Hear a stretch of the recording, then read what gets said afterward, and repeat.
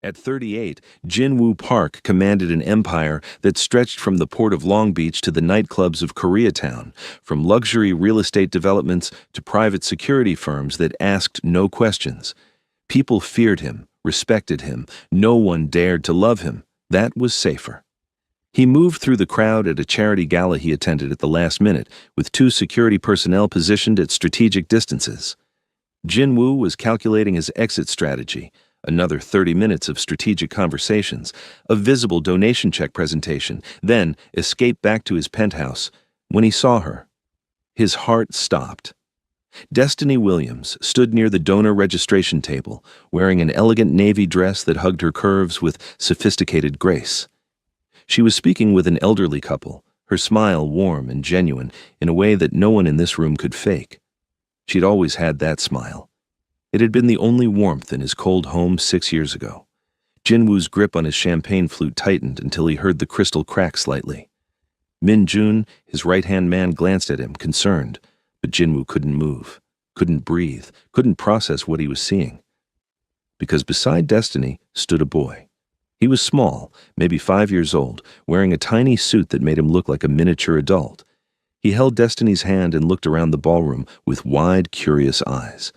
And when he turned his head to ask his mother something, tilting it slightly to the left in concentration, Jinwoo felt the floor drop away beneath him. That was his gesture, the exact way he tilted his head when listening carefully.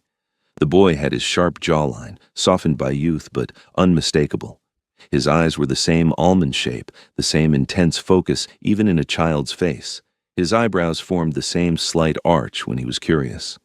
Jinwoo had never wanted children, had never allowed himself to imagine a family. His world had no room for such vulnerabilities, such hostages to fortune. But staring at this boy, he didn't need a DNA test. He didn't need confirmation. He was looking at his son. "Boss?" Min-jun's voice seemed to come from very far away. "Boss, are you all right?" Jinwoo realized his hand was shaking. The champagne flute trembled in his grip. Around him, people were starting to notice the unshakable Jinwoo Park, showing emotion, showing weakness. He forced his face back to neutrality, but his heart was pounding so hard he could hear it in his ears. 6 years. The boy was about 5 years old. 6 years ago, Destiny had worked for him for 8 months before disappearing without explanation, leaving only a brief resignation letter that said she was moving back east for family reasons. He'd told himself he didn't care. She was just the housekeeper. Their few late-night conversations meant nothing. The one night when his loneliness had overwhelmed his judgment, when he'd allowed himself to be human for a few hours, that had been a mistake. He'd been almost relieved when she left. No complications, no weakness, no son. "Find out everything about that woman," Jinwoo said quietly to Min-jun, never taking his eyes off Destiny and the boy. "The woman in the navy dress, Destiny Williams, current address, employment, everything, and the child with her. I want his birth certificate, medical records, school enrollment, everything." Min-jun followed his gaze and his eyes widened slightly. The lieutenant was smart enough to do the math to see what Jinwoo saw. "Yes, boss. Right away." Jinwoo started moving toward them, his feet carrying him forward before his mind could overrule his heart. The crowd parted automatically. They always did. People sensed danger the way animals sensed predators, and Jinwoo Park was the apex predator in any room he entered. But Destiny had always been different. She'd never feared him. She'd looked at him like he was just a man, lonely and tired instead of a monster in an expensive suit. And now, as he approached, her eyes locked on his, and he saw recognition flash across her face, followed immediately by fear. Not fear of him exactly, fear of what his presence meant. She grabbed her son's hand and turned away quickly, heading toward a service corridor. Jinwoo increased his pace, trying not to run, trying not to cause a scene. He reached the corridor entrance just in time to see a door closing at the far end. He ran then, not caring who saw. Pushed through the door into a service hallway lined with catering supplies and staff rushing to refill trays. No sign of Destiny or the boy. Another door at the end led to a loading area. By the time he reached it, all he saw were taillights disappearing into Los Angeles traffic. Jinwoo stood in the loading zone, breathing hard, his perfect composure completely shattered. Somewhere in the city, his son was driving away. His son, a child who didn't know his father existed, a child he'd never held, never met, never even knew about. The man who controlled an empire built on violence and fear couldn't control this. The man who had people killed for far lesser betrayals than hiding a child felt betrayed in a way that burned deeper than any knife wound. But beneath the anger, beneath the shock, something else stirred, something he'd thought he'd killed years ago. Hope. Minjun worked quickly. By the time Jinwoo returned to his penthouse at 2 a.m., unable to stay at the gala another moment, a thick file waited on his desk. Jinwoo read the file about Destiny and the boy. He stared at a photograph Minjun had obtained, Ethan's school picture. The boy smiled at the camera with a gap-toothed grin, his hair neatly combed, wearing a blue shirt. Jinwoo's eyes stared back at him from a 5-year-old's face. But there was something else in the file, something that made Jinwoo's hands clench into fists. Security footage transcripts from 6 years ago. After Destiny had left, she'd tried to contact him. Multiple calls to his business headquarters, 3 letters sent to his office. Minjun had dug through archived security logs and found the trail. Every call had been screened by his then underboss, Sung Min, a paranoid man who saw threats in every shadow. He'd blocked the calls, destroyed the letters, never once telling Jinwoo they existed. Sung Min was dead now, killed in a territorial dispute 2 years ago. He couldn't be punished for his overzealous protection. But Jinwoo wanted to scream at the ghost of the man anyway. "There's one more thing," Minjun said quietly. "We found partial transcript of one letter before it was destroyed. Sung Min had it logged for his records." He handed Jinwoo a printout. The words blurred for a moment before coming into focus. "Mr. Park, I'm writing to inform you that I'm pregnant. I'm not asking for anything. I don't want money or a place in your life. I know what your life is, and I won't subject a child to that danger, but I thought you should know you're going to be a father. If you want to be involved, please call me. If not, I understand. Your world has no room for us. I hope you find peace, Jinwoo. Destiny." Jinwoo read it 3 times. 4 times. The paper crumpled slightly in his grip. She'd tried to tell him, and his own fortress, the paranoid systems he'd built to protect himself from his enemies, had locked out his own child. She'd reached out, and he'd unknowingly rejected her, rejected them. The man who feared nothing felt fear now, fear that it was too late, fear that Destiny would never forgive him, fear that his son would look at him the way everyone else did, with terror or calculation, but never with love. He stood at his window, staring out at the city that held his son somewhere in its sprawling lights. He pulled out his phone and called Minjun. "Find her," he said.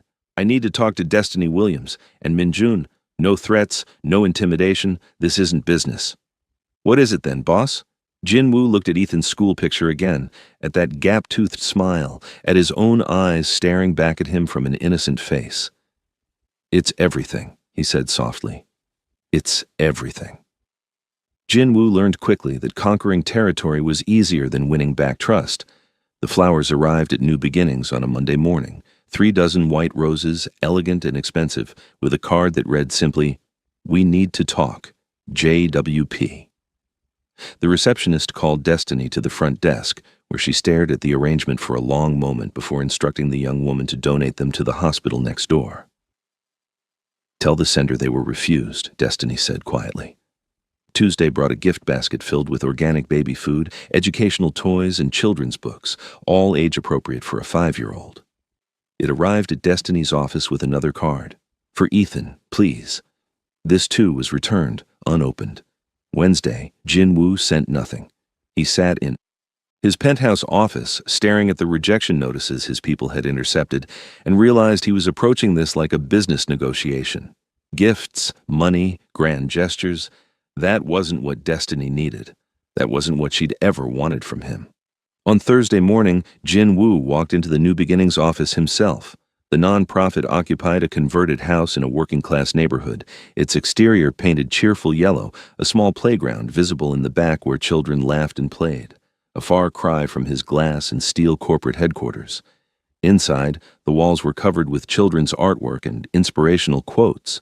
Young mothers sat in a common area, some with babies on their hips, others filling out paperwork while volunteers helped.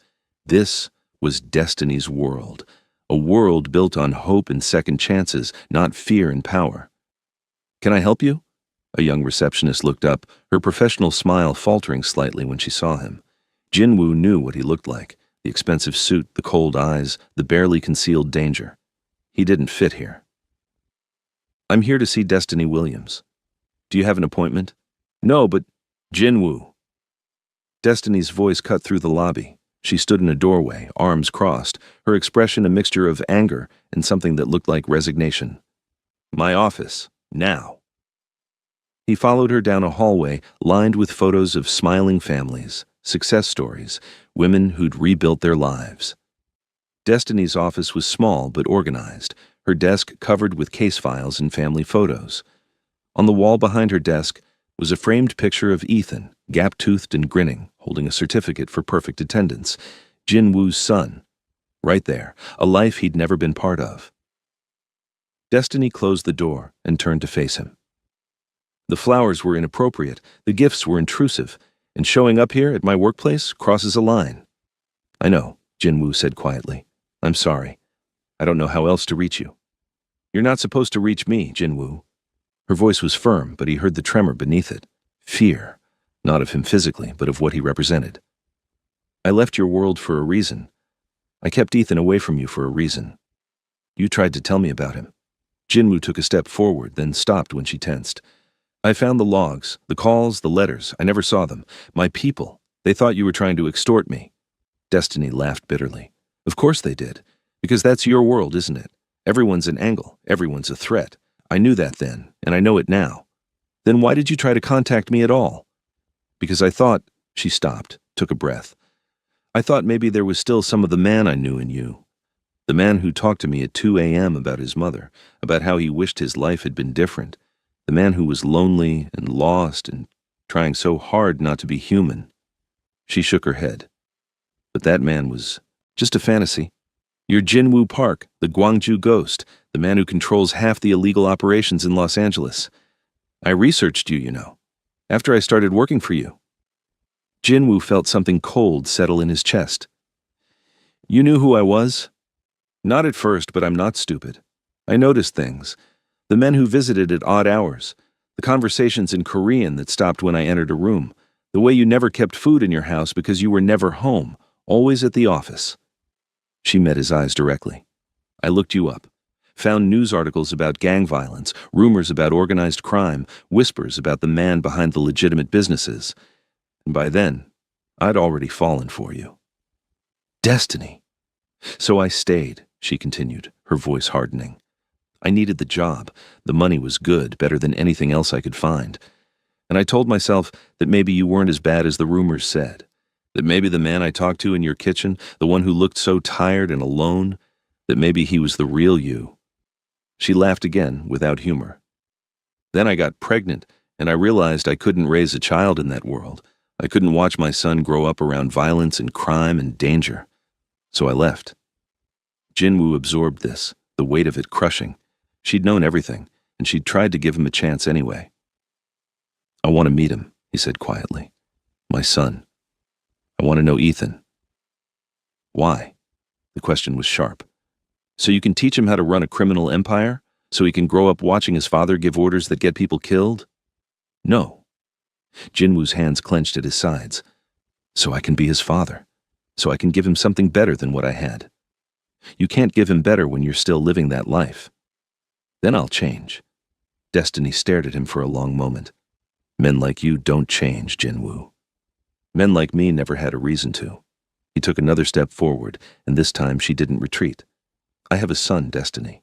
A son I didn't know about for 5 years. 5 years of his life I've already missed. I can't get that time back, but I can be there for everything that comes next. If you let me. And what happens when your enemies find out about him? Her voice cracked slightly.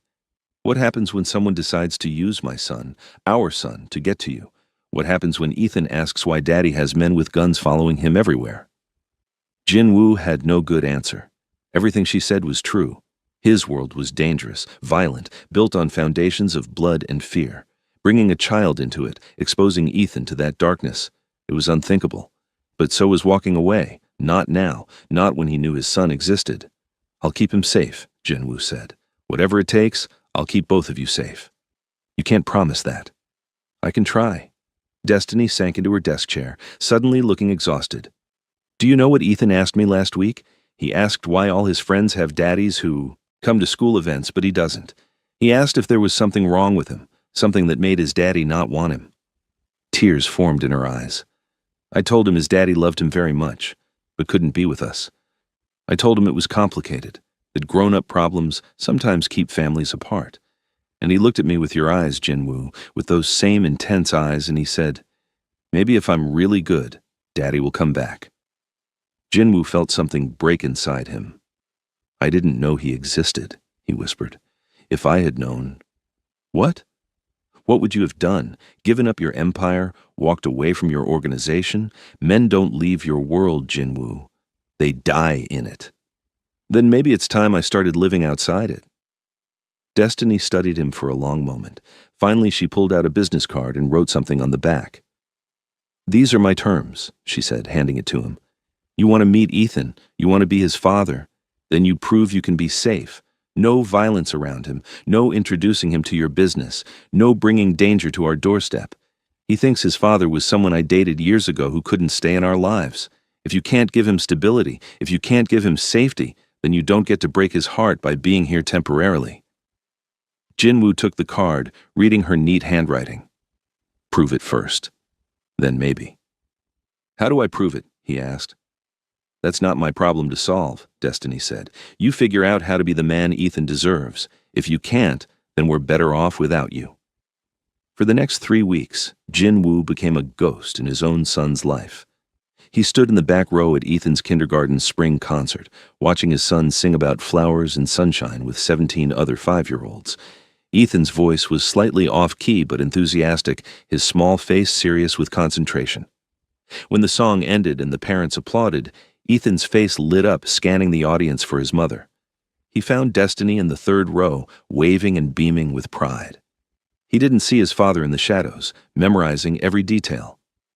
Jinwoo attended Ethan's first soccer practice, sitting in his car across the street, watching through binoculars as his son ran awkwardly after the ball, sometimes kicking it in the wrong direction, sometimes falling down and laughing. The coach was patient, encouraging, praising effort over results. Ethan wasn't naturally athletic. He had Jinwoo's build, which meant he'd be tall and strong eventually. But right now he was just a gangly kid with 2 long limbs he hadn't grown into yet. Jinwoo's chest ached watching him. This was his son, his child, a whole person who existed without him, who laughed and played and lived completely unaware that his father was watching, always watching. He attended the elementary school math fair where kindergartners showed off their counting skills. Ethan had made a poster about shapes, carefully coloring, squares and circles and triangles, labeling each one in his careful 5-year-old handwriting. When a judge asked him questions, Ethan answered thoughtfully, tilting his head to the left the same way Jinwoo did when concentrating. "That's my mom," Ethan told the judge proudly, pointing to where Destiny stood with other parents. "She helped me with the big words." "What about your dad?" the judge asked innocently. Ethan's smile faltered. "My dad can't be here, but that's okay. Mom says he loves me anyway." Jinwoo left before he could do something stupid like cry in public, or worse, introduce himself before he'd earned the right. But watching wasn't enough. He needed to do more, to provide, to prove his commitment. So he did what he knew how to do. He used his resources. Destiny's student loans, $47,000 remaining from her bachelor's degree, disappeared overnight, paid in full by an anonymous donor. Her beat-up Honda Civic was replaced with a newer, safer model, registered to a shell corporation that couldn't be traced back to Jinwoo. Ethan's kindergarten received a generous donation that funded new playground equipment and art supplies. Jinwoo thought he was being subtle. He was wrong. Destiny stormed into his corporate office on a Wednesday afternoon, bypassing his assistant and his security, slamming the door behind her with enough force to rattle the windows. "What the hell do you think you're doing?" she demanded. Jinwoo looked up from his desk calmly. He'd been expecting this. "I don't know what you mean." "My student loans paid off, a new car that I didn't buy, money appearing in the school's donation fund right after my son starts attending. You think I'm stupid? I think you deserve support for raising our son alone for 5 years. Jinwoo stood, coming around the desk but maintaining distance. "Consider it 5 years of back child support." "I don't want your money, Jinwoo." "Then what do you want?" His voice rose to match hers. You want me to prove I'm serious? I'm proving it. You want me to provide for my son? I'm providing. What else am I supposed to do? I want you to be safe, Destiny's voice cracked. I want you to be the kind of man who can be in Ethan's life without putting him in danger, but you can't buy that, Jinwoo. You can't throw money at this problem and make it go away. I know that. He did know that. But money was all he knew how to give, the only language he spoke fluently besides violence. I'm trying, Destiny. I'm watching him, learning about him, staying away like you asked. What more do you want from me? I want... She stopped, pressing her hands to her face. When she looked up, tears tracked down her cheeks. I want Ethan to have a father who comes to his soccer games instead of watching from a distance. I want him to have a dad who helps with homework and reads bedtime stories and shows up to school events without worrying someone's going to shoot at him. I want normalcy. Jinwoo? Can you give him that? Jinwoo wanted to say yes, wanted to promise her everything. But he'd made too many promises in his life that he'd broken, too many guarantees that meant nothing. So instead, he said, I'm trying to become someone who can. Destiny wiped her eyes. There's something else you should know. I have a security detail I didn't hire following me and Ethan. Jinwoo didn't deny it. They're for your protection. From what? From anyone who might want to hurt me by hurting you. Jesus, Jinwoo, she sank into one of his office chairs. Do you hear yourself? This is exactly what I was afraid of. Your world is already touching us. Which is why I need to protect you until... He stopped. Until what?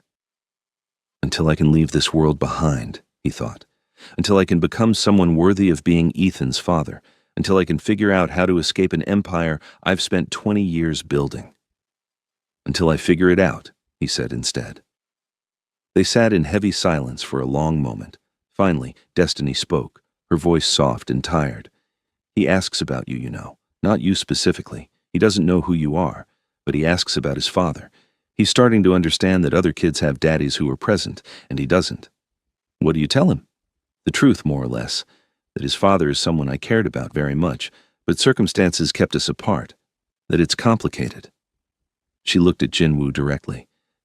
He's getting too old for vague answers. What are you saying?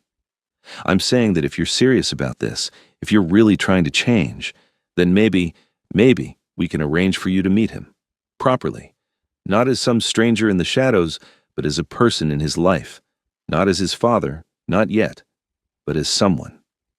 Jinwoo's heart stuttered. You mean it? I mean, I'm willing to try. For Ethan's sake, not yours. She stood, moving toward the door. But Jinwoo, if you hurt him, if you disappoint him, if you make him love you and then you disappear because your world is more important, I will never forgive you. And more importantly, he won't either. I understand. Do you? Because children aren't business deals. You can't negotiate with them or buy their affection or intimidate them into compliance. You have to actually show up, be present, be consistent. Can you do that? Jinwoo thought about his own father, cold, distant, training him for violence from the age of 10. He thought about the empire he'd built on fear and blood. He thought about the man he'd become, the monster who looked back at him from the mirror. And then he thought about Ethan's gap-toothed smile in that school photo, the way he tilted his head when concentrating, the careful way he'd colored those shapes for the math fair. I can try, Jinwoo said. That's all I can promise, that I'll try every day to be worthy of him. Destiny nodded slowly. There's a park near our house, Peterson Park, this Saturday at 10 a.m. Ethan and I will be there. If you happen to be there too, well, maybe we'll run into each other. Maybe I'll introduce you as an old friend. We'll see how it goes from there. She left before he could respond, leaving Jinwoo standing in his office, his hands shaking with something that might have been fear or hope or both. He had 3 days to prepare for the most important meeting of his life. Saturday morning dawned clear and warm, the kind of perfect Los Angeles day that made people forget the city could be dangerous. Jinwoo had changed clothes 6 times, finally settling on dark jeans and a simple button-down shirt, no suit, nothing that screamed wealth or power. He'd left his watch at home, the one that cost more than most people's cars. He wanted to look like a normal person, not a crime boss. He was neither nervous before business meetings nor confrontations with rivals. But standing at the entrance to Peterson Park, watching families play and children laugh, he was terrified. Min Jun waited in a car 2 blocks away, along with the security detail that would shadow Destiny and Ethan without being seen. Jinwoo had tripled their protection after learning that a rival organization had scouts in the area, unrelated to Ethan, just routine territory surveillance, but he wasn't taking chances. He spotted them by the swings. Destiny pushed Ethan gently, the boy laughing each time he swooped forward. He wore a blue t-shirt with a cartoon dinosaur on it and light-up sneakers that flashed with each movement. His hair needed cutting, falling into his eyes the same way Jinwoo's did. Jinwoo approached slowly, his heart pounding so hard he could barely hear the park sounds around him. Destiny saw him first. She said something to Ethan, who looked over curiously. Then she waved Jinwoo over, and somehow his feet carried him forward. "Ethan, honey, remember I told you we might see my friend Mr. Park today?" Destiny said gently. Ethan nodded, suddenly shy, pressing against his mother's legs. "This is him. Mr. Park, this is my son, Ethan."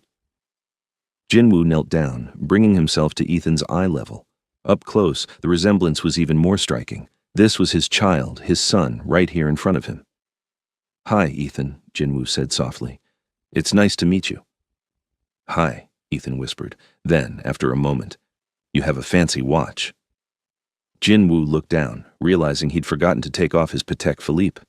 "Old habits." "I do. Do you like watches?" "I don't know. Are you rich like the people on TV?" "Ethan!" Destiny's voice held a note of mortification, but Jinwoo smiled. "It's okay." He looked at his son seriously. "Yes, I have money. But you know what? Being rich doesn't make you happy." Ethan tilted his head. That gesture, that same gesture, Jinwoo had seen in the mirror his whole life. "It doesn't." "No. Do you know what makes people happy? Mommy says being kind makes you happy." Jinwoo felt something crack open in his chest. This child, this perfect child, raised with values his world destroyed daily. "Your mommy's very smart. She's right." "Are you kind?" Ethan asked with the brutal honesty only children possessed. Jinwoo thought about the things he'd done, the orders he'd given, the violence he'd orchestrated. "I'm trying to be," he said finally. "Sometimes it's hard, but I'm trying." Ethan seemed to accept this. He looked at Jinwoo's face carefully, studying him. "You look like me," he said suddenly. "Do other people tell you that you have pretty eyes? Mom says I have pretty eyes." "You do have pretty eyes," Jinwoo managed, his voice rough. "Very pretty." "Want to see me swing high?" Ethan's shyness evaporated as quickly as it had appeared. "I can go really high now. Mommy says I'm brave." "I'd love to see that." For the next hour, Jinwoo watched his son play. Ethan showed him how high he could swing, how fast he could run, how many times he could spin before getting dizzy. He talked non-stop about his kindergarten class, his best friend Bob, his teacher Ms. Rodriguez, who let them paint last week, the caterpillar they were watching turn into a butterfly. Jinwoo absorbed every word, every detail, memorizing his son's voice and laugh and the way he gestured enthusiastically when excited.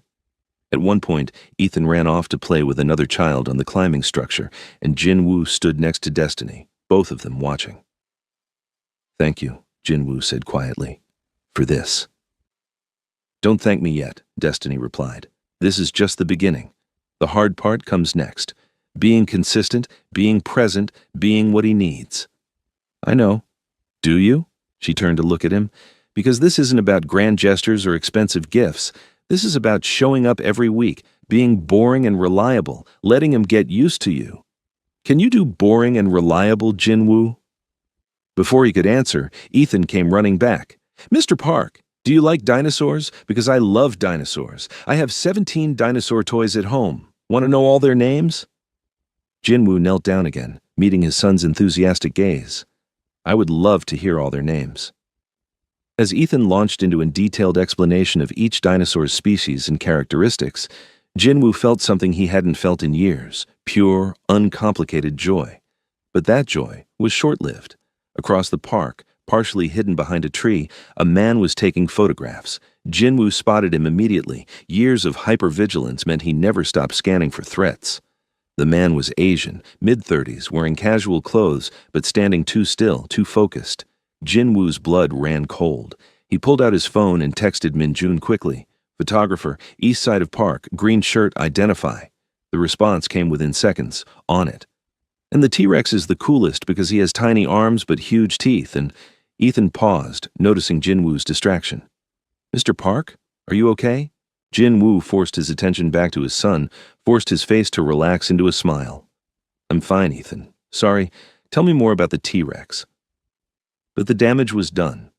Destiny had noticed his tension, had followed his gaze to where the photographer had been. The man was gone now, disappeared into the crowd.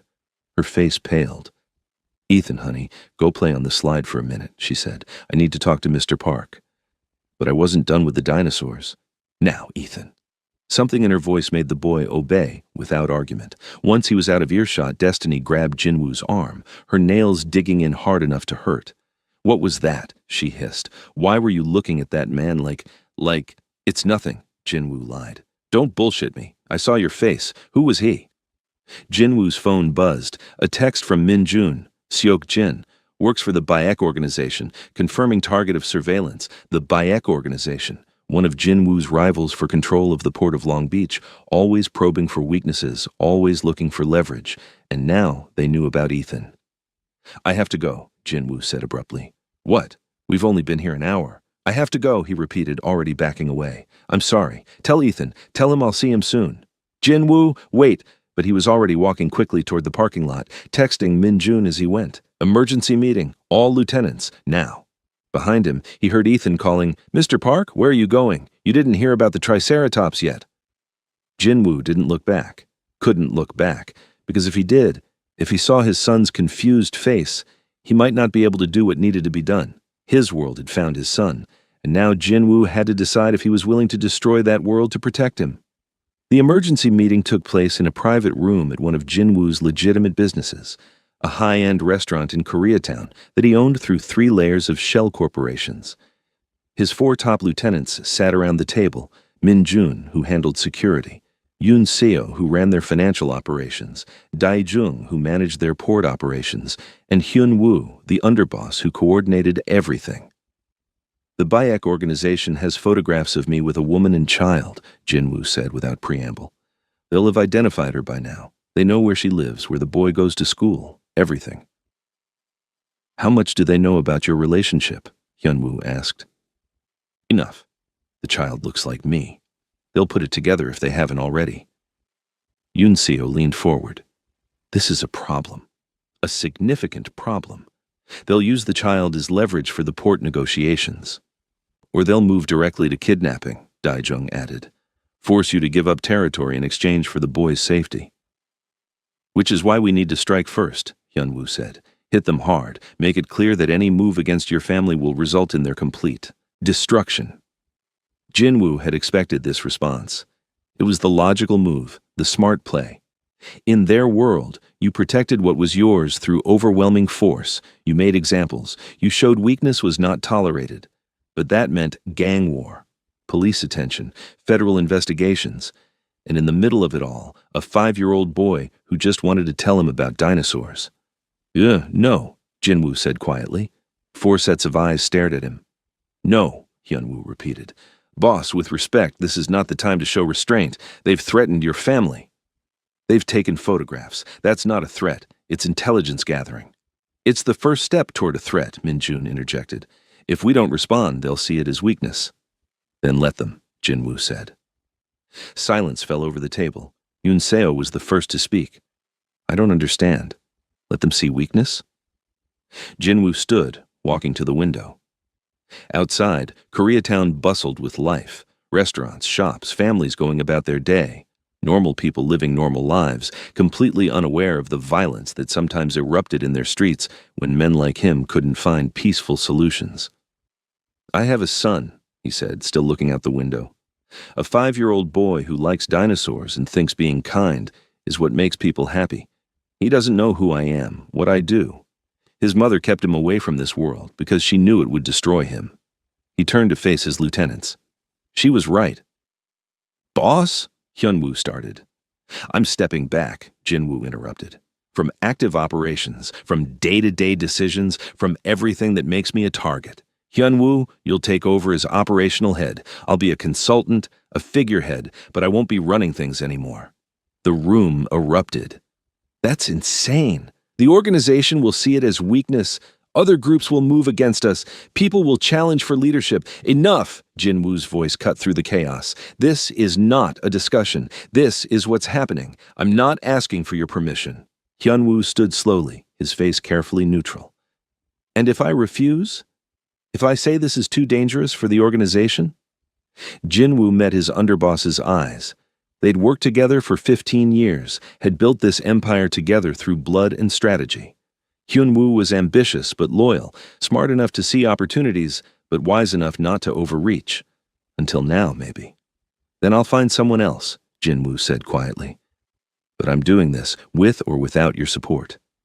Another long silence. Then Hyunwoo smiled slightly. Your father would be proud, you know. Jinwoo blinked, surprised. What? Your father. He told me once, years ago, when he was stepping down, that he regretted everything. The violence, the fear, the empire.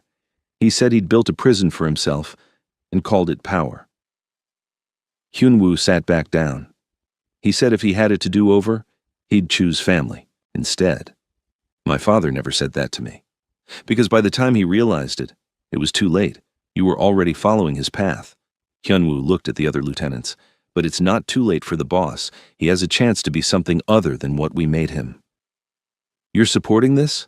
Daijung asked, incredulous. I'm supporting my boss, Hyunwoo replied. Whatever he needs. Minjun nodded slowly. I'm in. The security detail around the woman and child, I'll expand it, make it airtight. As for the Beck organization, Yunseo said thoughtfully, perhaps we don't need violence. Perhaps we need information instead. Jinwoo turned to her. Explain.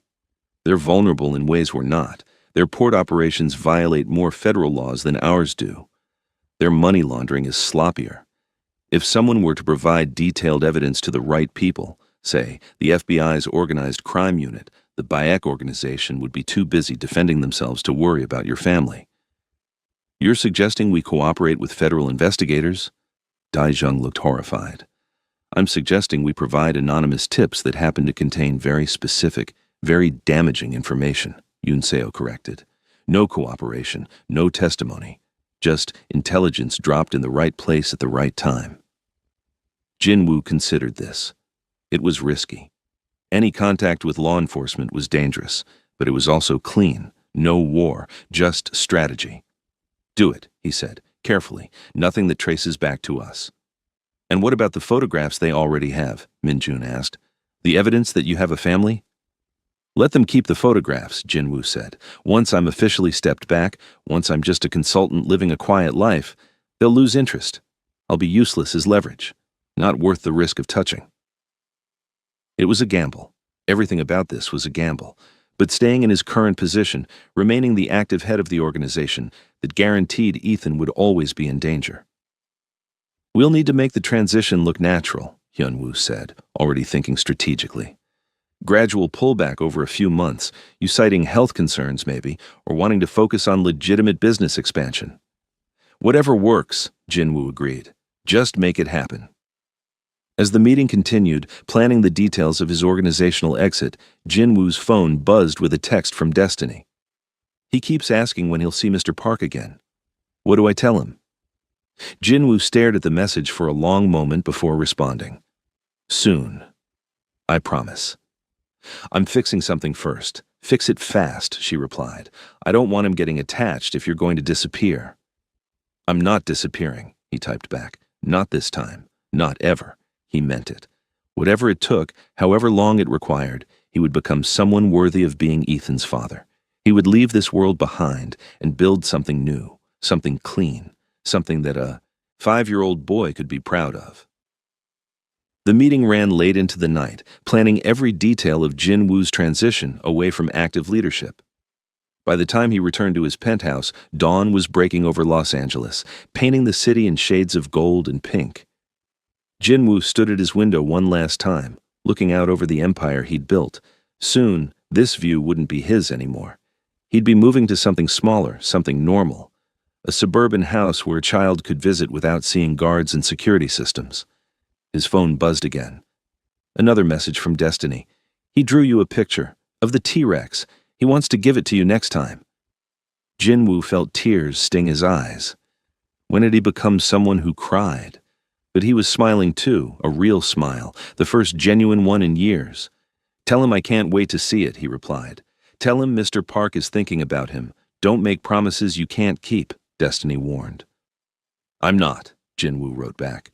"This is the first promise I intend to keep forever." He saved the picture of Ethan as his phone's wallpaper, replacing the stark black background he'd had for years.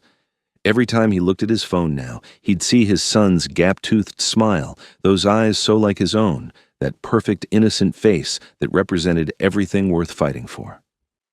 Jinwoo Park had built an empire on fear and blood. Now he was going to build something better, a life where he could be a father, where he could be safe, where he could finally be the man that 5-year-old boy deserved. It wouldn't be easy. There would be resistance, challenges, dangers he couldn't foresee. But for the first time in 20 years, Jinwoo wasn't afraid of the future. He was afraid of failing his son. And that fear, that pure and powerful fear, was the most human thing he'd felt in decades. The sun rose higher, washing away the darkness. A new day, a new beginning. And somewhere in Los Angeles, a little boy was drawing pictures of dinosaurs for a father he was just beginning to know.